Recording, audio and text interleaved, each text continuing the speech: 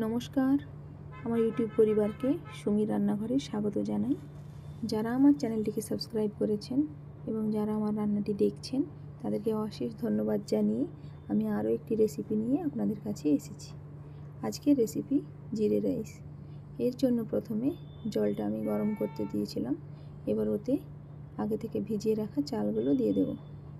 ওটা ভালো করে ফুট ধরলে ওতে এবার দিয়ে দেবো কিছু গোটা গরম মশলা ও পরিমাণ মতো নুন। ভাতটাকে কিছুক্ষণ ফোটাতে দিতে হবে, তারপর ওটা দেখে লক্ষ্য রাখতে হবে যেন ওটা গলে না যায়। এবার ওটার জল ঝরিয়ে নিলেই রাইসটা রেডি হয়ে যাবে।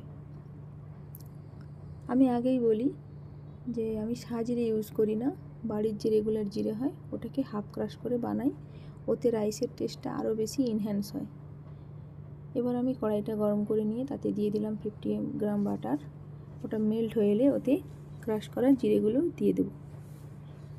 ওটা একটু ভেজে নিয়ে ওতে এবার রাইসটা আমি অ্যাড করে দেবো। তারপর ওতে পরিমাণ মতো নুন ও চিনি দিয়ে ভালো করে মিক্স করে নিলেই রেডি।